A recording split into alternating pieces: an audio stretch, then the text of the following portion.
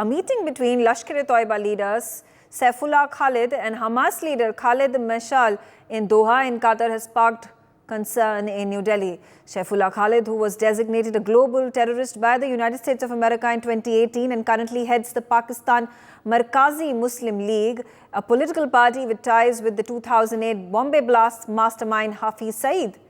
Saifullah met Khaled Meshaal and expressed condolence for the death of the Hamas leader Ismail Haniyeh, who was reportedly killed in an Israeli strike in Tehran in July this year. According to reports, videos from the meeting emerged which showed Khalid along with PMML Vice President Faisal Nadeem and Naji Zahir As-Sarmi meeting Meshaal. However, this is not the first time Lashkar-e-Toiba members have openly shown solidarity with Hamas.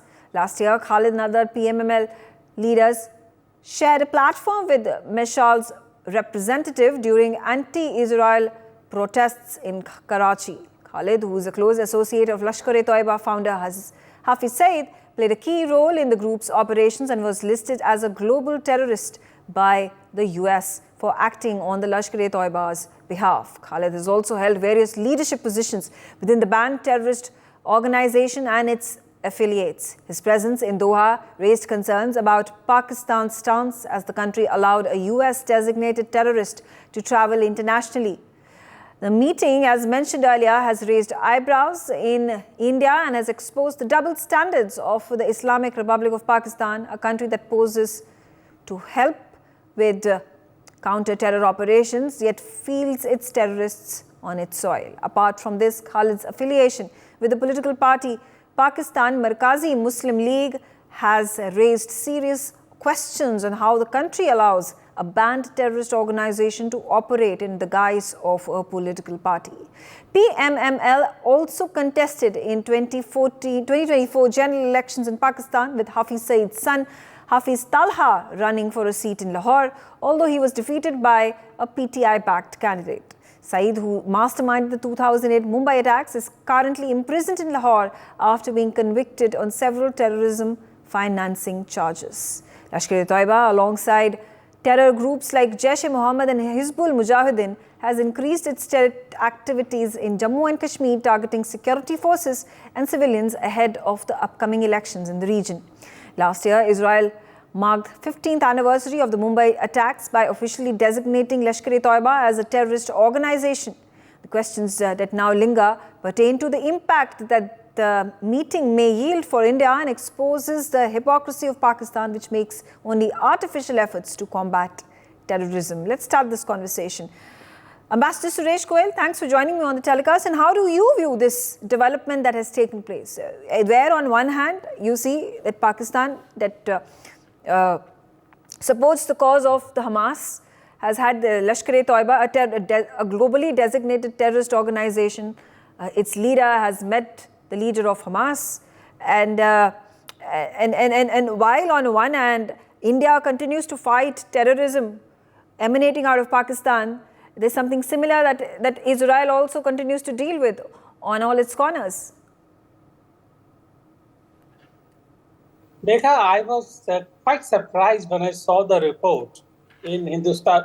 It actually came to me from other sources, and then I checked up in the Hindustan Times to see the report on the internet version. Really, I was surprised because such a news about somebody from Pakistani or terrorist organization based in Pakistan, like Lashkar-e-Toiba, meeting with Hamas leader Meshaal in Qatar.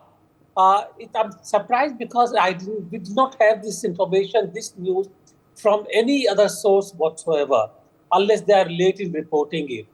And therefore, like everything that happens today in the information world, with all kinds of narratives, I think we need to have a confirmation of such a meeting having taken place this time from other sources also. I'm not saying it didn't take place, but I would really be very more comfortable if we had confirmation from others.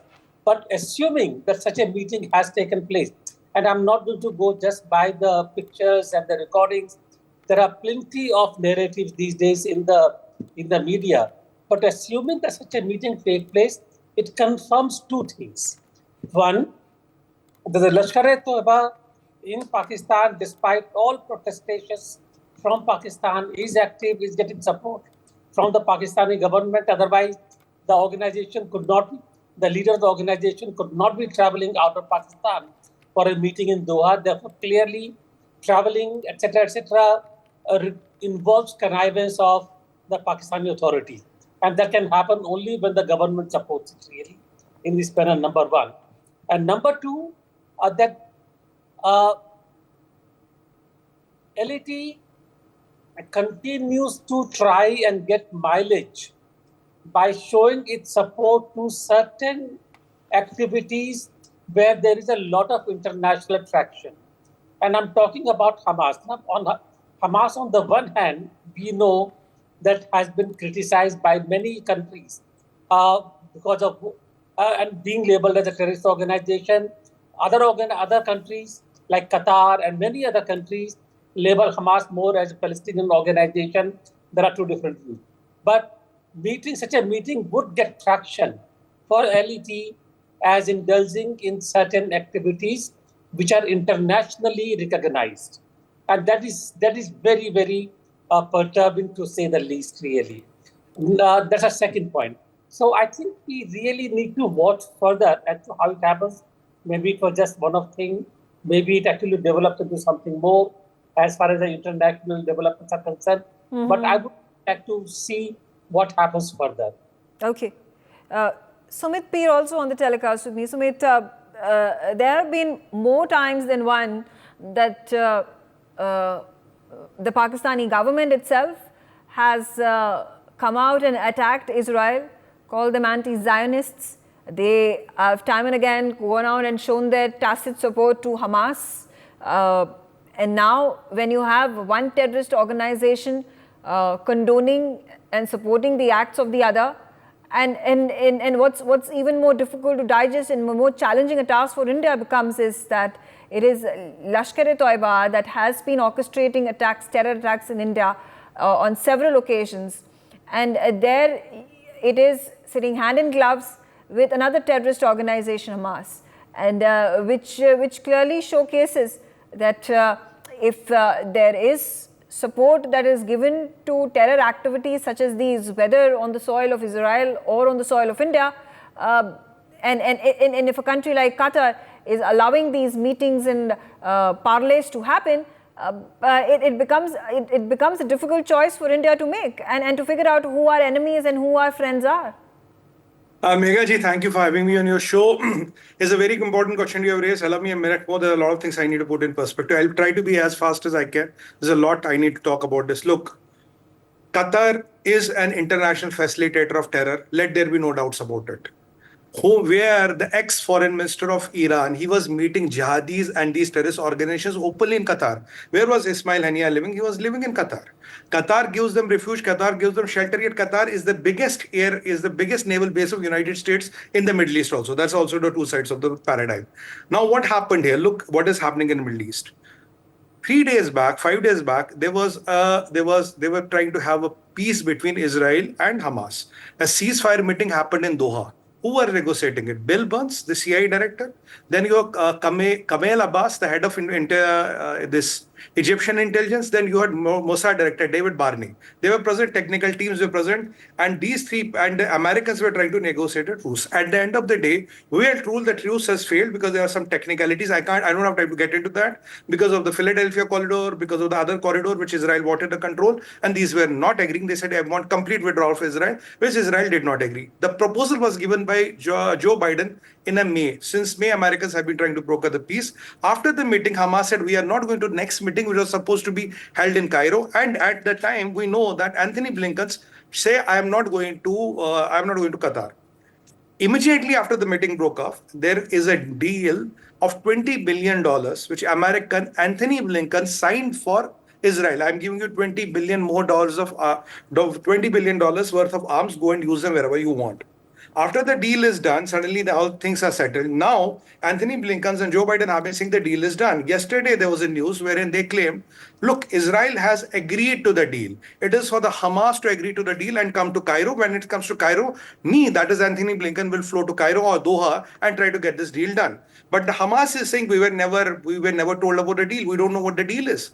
Hamas was talking separately to the Egyptians and Qataris. They said our technical teams and our leadership will not go to any of the meetings. So America is trying to give impression, look, the deal is done, is Hamas, take it or leave it, else something happens, don't say we were not trying to help you. Because there was an allegation of America that Benjamin Netanyahu and Americans do not want this deal to happen. So Americans have put Iran and these are in a very tight spot. Just before this meeting, just before this statement, Hassan Nasrallah surfaces and says there's a 7-front or a 10-front attack which we can do on Israel. Benjamin Netanyahu replies, say, okay, we are ready for it, no problem, bring it on, what you got. So this is a very peculiar situation happening in the Middle East. Everybody is taking sides. This meeting is not about a terrorist going to Qatar. This meeting is a terrorist going to Qatar because they are planning something big. Now, when they are planning something big, push comes to shove when this war happens, if Americans get involved, Israel will ask India for help. And India would help, has to help, must help Israel. So when India will help, you will start the music coming from Pakistan.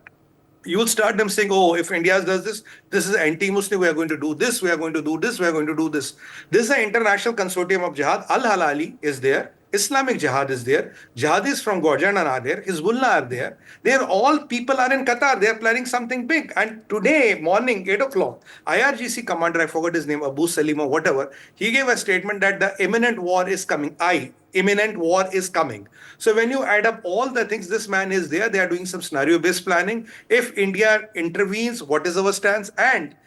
And there's also one thing, because Pakistanis have given an airfield in Gwadar to America so that it can be used to control, and bombard possibly Iran. So there'll be also a plan to scuttle that, so make sure American drones and planes cannot take away from Gwadar. That is Rook. Faz Hamid is under captivity already. Why did they have to pick up Faz Hamid? There's a reason for that.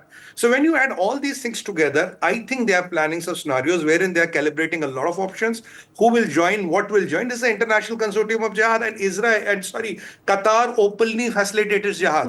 It's not about a designated terrorist going there and there. Why should he risk his life and his stature and all the facade and canard he was wearing and travel? If he had to give condolences, he could have given on a WhatsApp call or on a Zoom call, because traveling there is to do this scenario-based planning.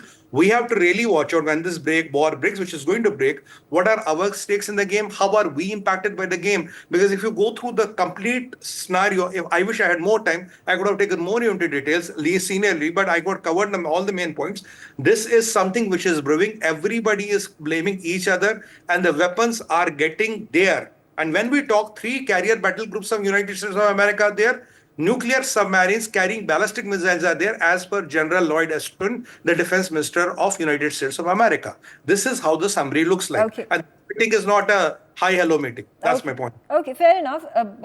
All important aspects of this war that has been going on for over a year now have been covered over here. But again, at this point of time, the repercussions that could then hit India hard is something that India is concerned about at this point of time. And how and can this be averted is the question. Major General G. Dwivedi, how do you view the scenario at this point? And keeping in mind that in fact there had been the current Chief Minister of Kerala who had invited, I remember, Haniyeh for a virtual meeting to take place in support of the Hamas and against the Israeli attacks in Gaza as well. But that's a development that happened some months ago. But here we have it. We see one terrorist organization that emanates out of Pakistan, the other one that emanates out of Gaza, and they're both coming together and supporting the cause, supporting each other's causes. And how does India look at these things, and how do we figure it out? Well, Megha, anyone who follows this situation closely, I should not be surprised. Because all these terrorists, they are part of the global network, and they keep hobnobbing with each other because they have a common cause. And therefore, Hamas and Lashkar-e-Taiba having a meeting in Doha should not come as a surprise, because this is how the global networks work. The second point is that these countries were supporting the proxies. Pakistan is home to Lashkar-e-Taiba, home to Jaish-e-Mohammed, home to, HM. And on the other side, Iran is home to Houthis, they're home to Hezbollah, and they're home to Hamas. Now, these two nations use these outfits to, prosecute, orchestrate the, proxy wars. So therefore, first and foremost, it doesn't come as a surprise because this is the part of the global networks. Second point is that Pakistan, only last week, the chief had very categorically stated that Pakistan stands with Iran. So there's no doubt about it that Pakistan and Iran are part of the new axis, which is led by China and Russia. So therefore, they are supporting the proxies. We all know about Pakistan that these terrorist organizations are their front face to prosecute war against India. And that is exactly what Iran is doing in Middle East and West Asia. So therefore, I like to make three important points. First and foremost, the war in West Asia is being fought by these outfits, and these outfits have to operate together. They are part of the same network. Second point is Pakistan would stand by Iran because that is the stated position. And therefore, the coordination, cooperation between these outfits is inevitable. Thirdly, Iran doesn't want to come into war directly. Neither Israel want to come to war directly, nor America want the war directly. So these front soldiers have to fight it out. And there is, much expected Iranian reaction would also come through these outfits, and therefore these outfits are coordinated.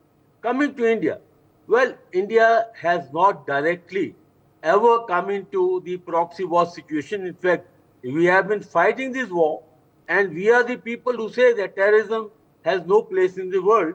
But at the same time, Israel is our ally, and we would stand by Israel in case of any situation develops. But my last point is we need to be more concerned as to how these outfits can come and further fuel up the proxy war that we are facing in J&K. That's my big worry and question, and we have to guard against it.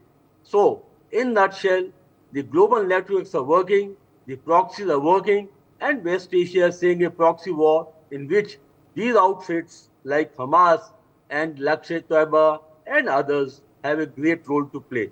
Mega. Okay. Adit, how do you react to this development that has taken place? My panelists have spoken at length about the problems and issues that India at this point in time will have to then, be faced and fight it to the hilt. But how do we, would it be a sane decision to get into this conflict that is taking place, take sides, which has not been seen at least on as a pretext or as a front, as a facade that is put in terms of always talking about peace? But at the end of the day, one has to pick a side. Absolutely. I think Saifullah Khalid's international travel basically points out two things for me, two very important things to me. So one is, of course, Pakistan's chest thumping of saying that it's clamping down on terror organizations and terrorists and extremists because they themselves are a victim of terrorist attacks, etc. That is all a hogwash at the end of the day. It is basically a cosmetic action that they have that they had sort of executed and demonstrated to fool the world and basically to buy time from IMF and all the other international organizations. So that's one part which I think Sumitji, Major General Dwivedi and Ambassador Goel have covered. The other aspect which sort of worries me more is the deliberate or the sort of bizarre blind spot that the global academia, the global media and the world polity sort of demonstrate when it comes to the subject of Pakistan, terrorist organization, Lashkar-e-Taiba, Hafiz Saeed, and people like Saifullah Khalid and etc. etc. So, there is a clear blind spot that the world is demonstrating when it comes to the subject of terrorism emanating from Pakistan. I don't know why. Either they're not very comfortable talking about it, or the plight of the people of South Asia who have been suffering this menace for the past 78 odd years. doesn't sort of resonate with them. So that could be one thing. The other issue is, of course, from an Indian perspective, uh, so the Israelis basically demonstrated that, there is absolutely no tolerance for terrorism when it came to Lashkar-e-Taiba. So they basically designated Lashkar-e-Taiba as a terror outfit way back in 2023 during the 15th anniversary of the 26/11.